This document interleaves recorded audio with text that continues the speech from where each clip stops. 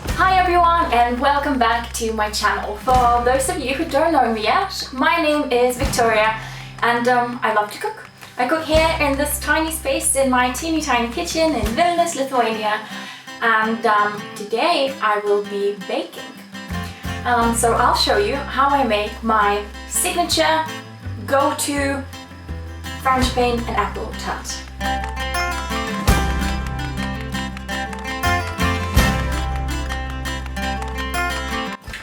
So I think this is a perfect baking recipe because it's so homely, so rustic, and it's such a celebration of the season because you can always use the fruit that are in season at that particular moment. And it's a great thing to put on the table when you've got people over, or make it when you're going to someone's house and you want to bring the dessert. What we're going to do today is we're going to use 8 apples for the tart. What I've done is I've chosen 2 different kinds of apples. I'm going to do green ones and red ones. And we're not going to peel them, just wash them, core them and slice them into little strips because I really like how the colors of the apples show on the top of the tart. Welcome to the apple prep station. So we've got 8 apples, as I've mentioned, and I've got 11. This we will only need for the juice. But here we go, this is what we do with the apples. I cut it in half,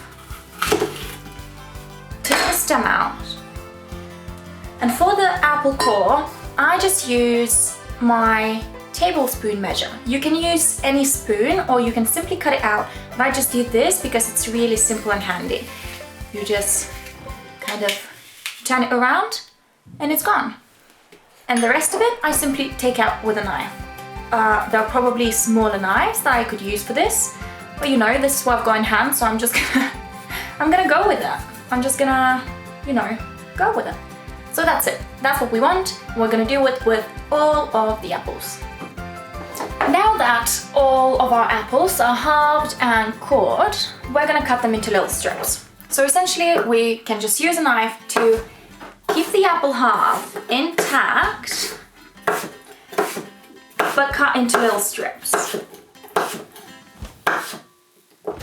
And when I mean intact, I mean when it's cut into bits and it kind of does its thing, we can reassemble it back into a little apple, like a puzzle.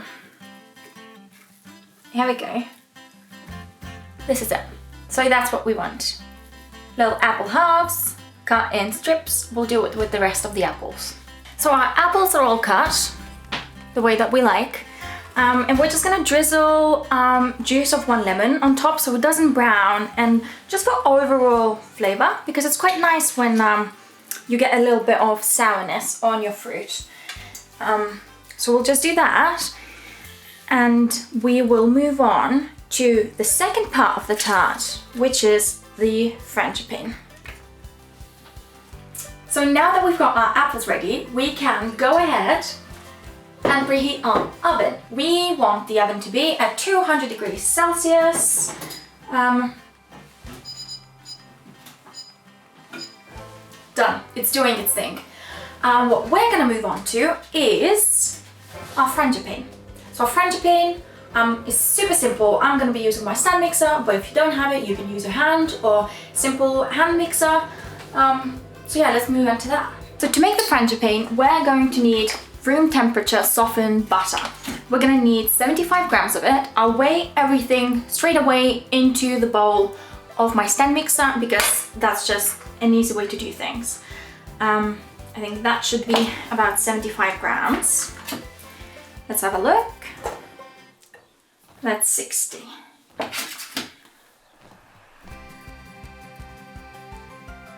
$69.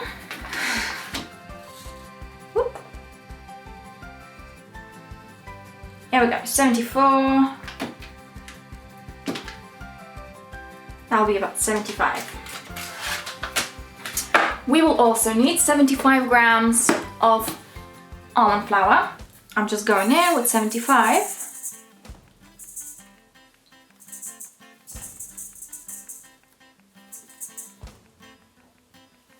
That's it. Now we're going in with 1 medium egg. This is what I've been taught. This is how you break eggs into anything you bake, is you do it egg to egg. And then that way, apparently you don't get shells into it. But I still sometimes get shells into my baking, so I'm not sure if that works. Yes, we're also going to need a teaspoon of cinnamon. Just a little teaspoon. Like that. 2 teaspoons of all-purpose flour.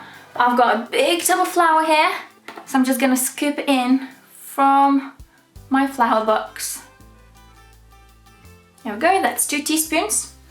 And we will need also 3 tablespoons of honey. I'm gonna grab my tablespoon measure. There we go, and scoop it in. So honey is a difficult one to measure, I think, because it kind of like sticks to your spoon. But be patient, you'll be fine. If you're really struggling to get your honey out of the measure, then try and put some oil inside the little spoon, and honey shouldn't stick to it that much. But I always just use my finger, just scoop it out like that. There we go. And tablespoon number 3. Here we go, here we go. Now I'm gonna put it in my stand mixer, fitted with the whisk attachment, and we'll simply whisk it. And this stage is super simple, we simply need to mix it. So whatever you're using to mix your Frangipane, whether it's by hand or by a handheld or stand mixer like I'm doing in this case, just go for it. Once your Frangipane looks like this is the consistency that we want. It's quite soft and smooth, but not runny. That's it, we're done. We can move on to the pastry, which is my favorite part. I will be making the pastry with my hands because that's my favorite way to make short crust pastry. For it, we're going to need some all-purpose flour.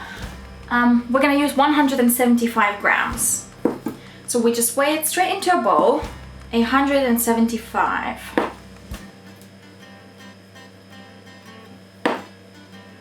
Just a couple more. Here we go. And 75 grams of cold butter. So this is really, really, really important. Your butter has to be cold. You can even put it in a freezer for just a little bit before you make the pastry, because what essentially we want to do, you cube the butter in order to put into the flour.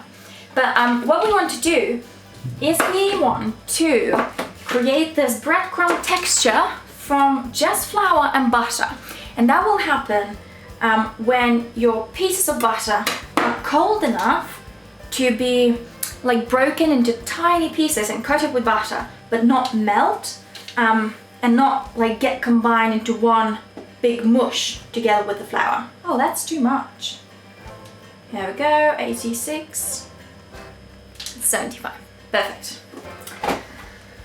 So now that that's done, we're simply gonna use our fingers and rub the flour in. So essentially we're just breaking it up into little pieces until we get breadcrumb texture.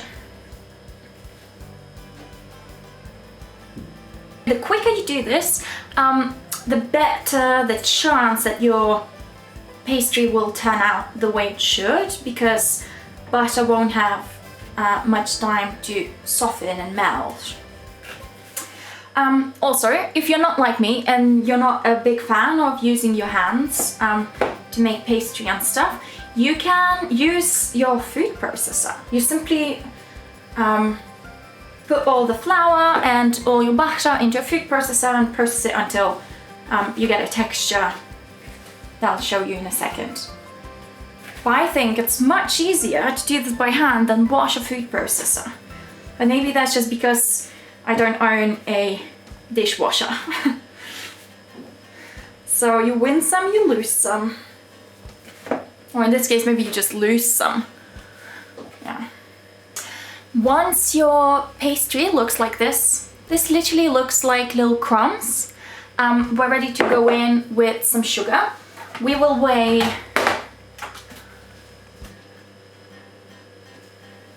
just 25 grams of caster sugar.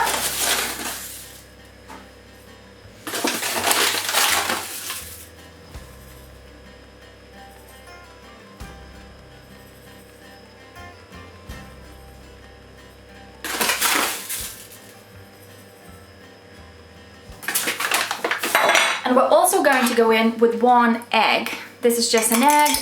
I am whisking it with a fork.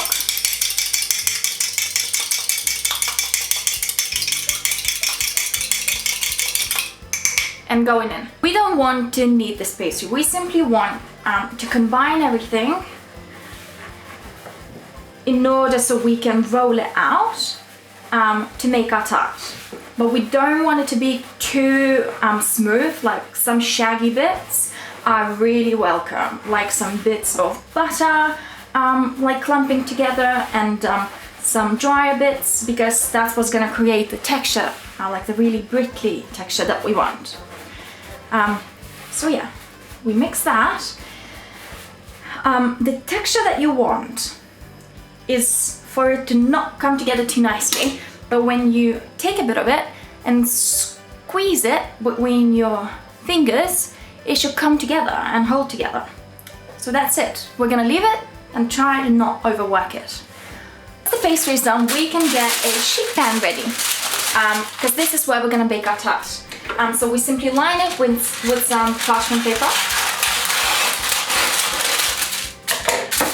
and we're ready to roll. Actually, quite literally, we're ready to roll, because we're gonna roll the pastry. Right, so this might seem weird, because this little mess is just going on the counter. That's it. I'm not gonna knead it, I'm just gonna kind of put it together so we can make something out of it. Okay? Push into a little ball. If you're not, if you are making this pastry beforehand and you're not baking straight away, I do recommend you put it into some cling film and keep it in the fridge just for a bit. But in my case, we'll just do that. Rolling pin and roll it out. We want this about 1 or 2 millimeters thin. You can of course use some flour if it starts sticking, like in my case, but you don't want to put too much. We'll get some flour to help us. Right.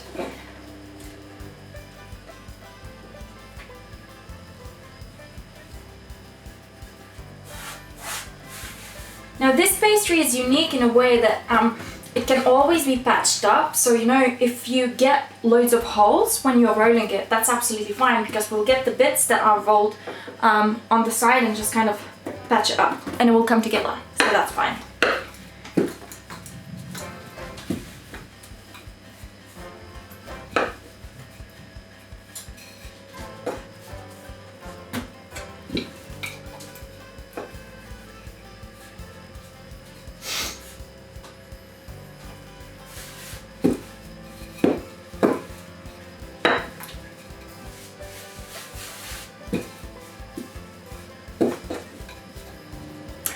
Now what we do here is we try and roll our pastry onto our rolling pin.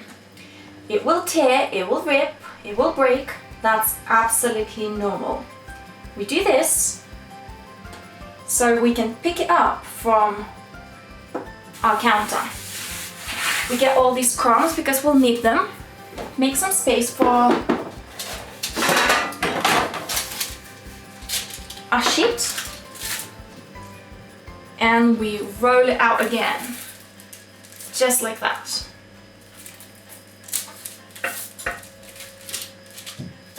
There we go. So you know when I said it was rustic? It's really rustic, and that's what I like about it. I like when food is like handmade and it looks like it. So what I'm doing now is just getting all the crumbs that are here on the counter and just filling the holes, or making the sides a bit more even, because it's bigger on this side and smaller on the other, and that's fine.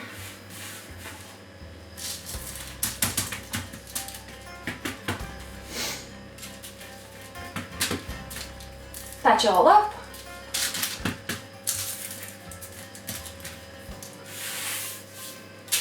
And that's our pastry done. Once the pastry is rolled out, we put our Frangipane on it. I simply put it in the center and then kind of distribute it with a spatula, but leaving a bit of space around the sides of the pastry. So we'll do that now. Here we go. Nice and simple. It's really simple.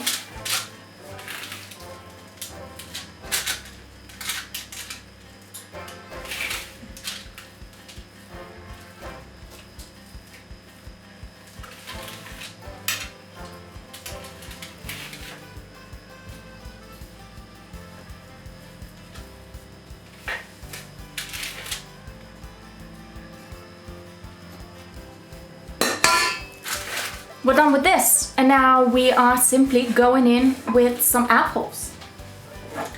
I've got my apples here. I'm definitely not using all 8. I've been making this with smaller apples probably in the past, so I made that mistake, guys. I'm sorry, and I'm gonna try and you know, change it in the descriptions, because we're definitely not gonna eat 8 apples. But we will use them somewhere else. So what we're doing here is we're simply putting them, I'm doing it like checkers, I guess, or whatever way I seem suitable. I want different kinds of apples in different bits because I want it to be colorful and lovely. And we'll put the whole apples first, and then we'll see where we need them on the sides and just kind of fill the holes. Here. Maybe a smaller one here. That's nice.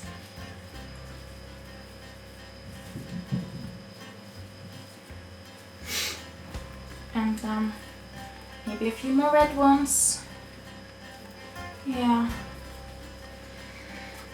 And some green ones here. Yeah, I think we're good.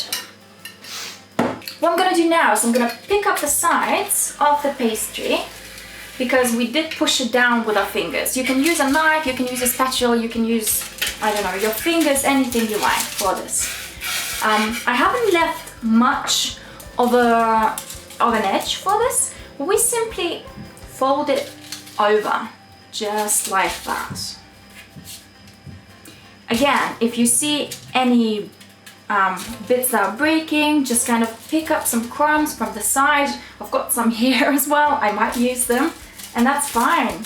You know, I think there's such a misunderstanding, I guess, of how people cook, because what you see on TV, it's so fake, because everything's clean, everything's in the separate bowls, and nothing has to be weighed, just simply like ready for you. But that never happens in real life. Like when you cook, you've gotta like take care of shit, and but things, you know, break, and pastry doesn't work, and it's wobbly and it's weird, but it's delicious, and I think it's so beautiful, because that's, you know, real food and real cooking. So that was my pep talk. I've got a bit of a weird corner here, if I don't mind. Right, I'll use these crumbs for this little apple.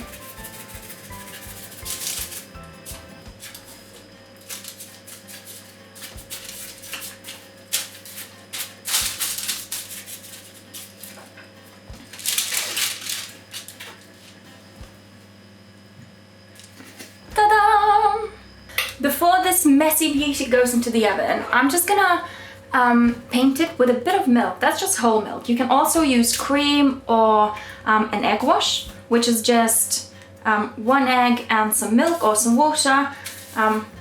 That's just to keep the pastry from over drying. And also we want to sprinkle it with sugar, so we don't want the sugar to, or we want the sugar to stick to it. So here we go.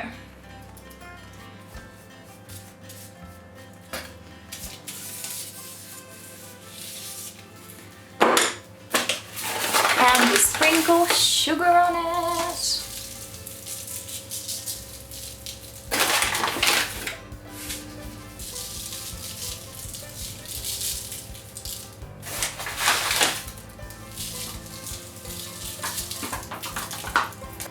And into the oven it goes.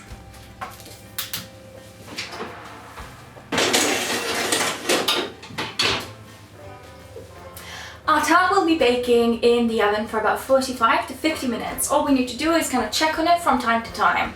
Because what happens in home ovens is they don't heat evenly all the way. So it's the hottest at the very back of the oven, and once you open it, the front of it gets a bit colder. So what we need, if we need it, is to rotate our tart so it bakes evenly on all sides. And yeah, I'm really excited. It has now been 45 minutes and our tart is ready to leave the oven. Let's have a look. Hot! Look at this beauty! Isn't it beautiful? Oh.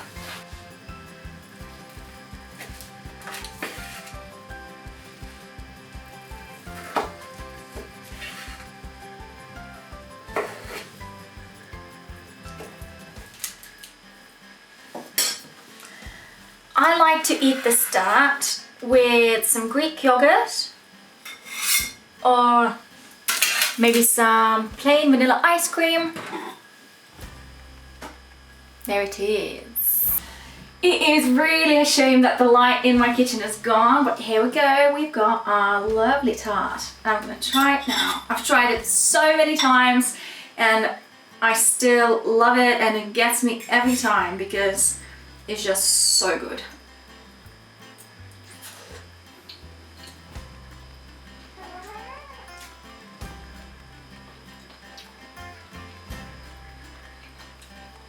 I can't speak because it's too hot. It's so good. So good. You know, tip number one, wait for it to cool a little bit. As I literally cut it the minute I took it out of the oven, and now it's really hot. But listen to this. So crispy. The apples are cooked perfectly. They're so soft and juicy. The Frangipane gives you that sweetness and richness and creaminess. Amazing. So guys, thank you so much for watching my video. I really hope you like this recipe, and I really hope you make this tart because it's amazing. I'll leave the recipe and the ingredient list at the bottom in the about section. If you like this video, please give it a thumbs up, subscribe to my channel, and if you've got any questions, leave them in the comments as well. And I'm really happy to see you here, and see you again next week. Bye!